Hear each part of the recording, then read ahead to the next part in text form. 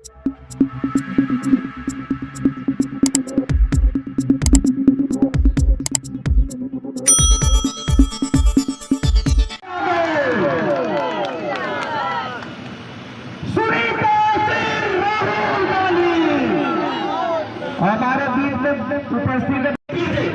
कैमरे में आप सबके उपस्थिति दर्ज करना चाहते हैं। किसको किसको 13 रुपए किलो चीनी नहीं मिले, जरा एक बार हाथ उठा दीजिए।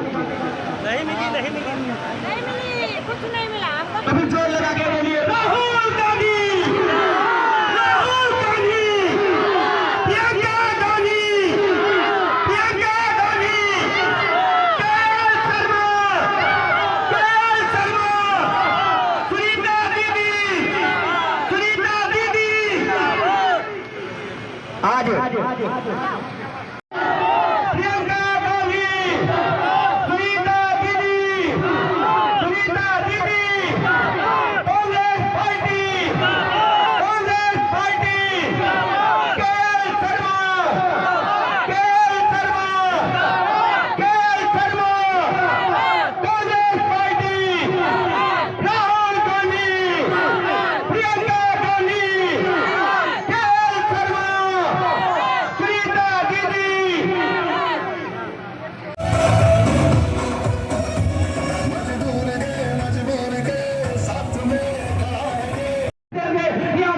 जनता उसको एमपी बनाने का काम करेगी। और राहुल जी ने तो फिर भी उस आदमी को जिनका नाम किशोरीलाल शर्मा है, जो 40 साल से अमेठी की जनता सेवा कर रहे हैं, उनको अपना प्रतिनिधि बनाकर भेजा है। तो अमेठी की जनता के लोगों, दिलोरी के लोगों, हाथ उठाकर आश्वासन दो कि आने वाली 20 तारीख को न चौंक कि कांग्रेस ने क्या किया है। इस पर व्याख्यान देने की आवश्यकता नहीं। आप नजर उठाकर देख लीजिए, आपके बगल से जो बड़ी नहर निकल, तो ये जो चिन्ह है भारतीय जनता पार्टी का, ये दोबारा अमेठी में उतर नहीं आएगा। इसमें फिर जोर से नारा लगाइए राहुल गांधी, अखिलेश यादव। ये सब समाजवादी पार्टी के जो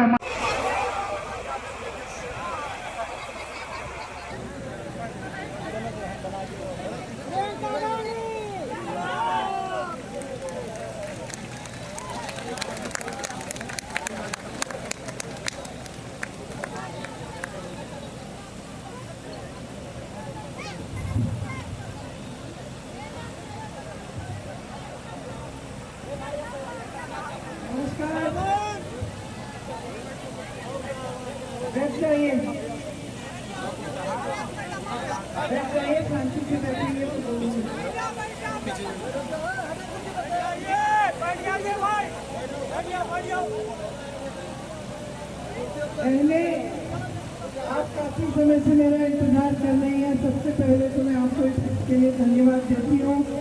आज गर्मी भी है, घर का काम छोड़ के आई हैं, वापिस जाएंगे तो और काम करना पड़ेगा। इसके लिए मैं आपकी बहुत बहुत आभारी हूँ।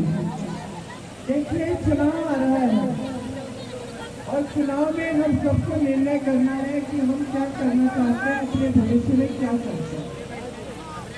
क्योंकि चुनाव से ही तय होता है कि कैसी सरकार आएगी, कैसे सांसद होंगे और किस तरह की आपकी जीवन में तरक्की आने वाली है कि नहीं। अब आपके 5 सालों पहले मेरे भैया प्रत्याशी थे और आपने उनको चुनाव हराया और आपको एक नई भाजपा की सांसद मिली। एक रिश्ता था आपके साथ बहुत पुराना हमारा, मेरे पिताजी से शुरू हुआ, आप ही ने स्थापित किया, आपके पूर्वजों ने, जो बड़े यहाँ बैठे उन्होंने। और ये रिश्ता था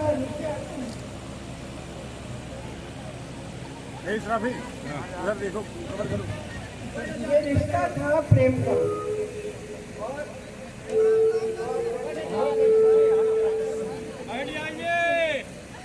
तो रिश्ता था प्रेम का, आदर का, श्रद्धा का। मेरे पिताजी प्रधान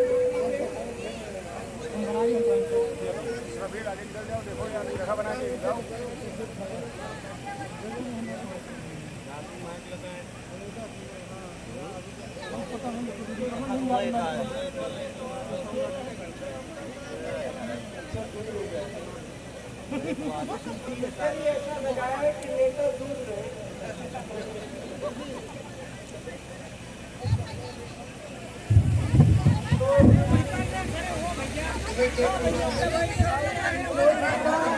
हमारे परिवार और आपके बीच ऊपर ना चढ़ो कुर्सी आदर का रिश्ता था, आदर का रिश्ता था।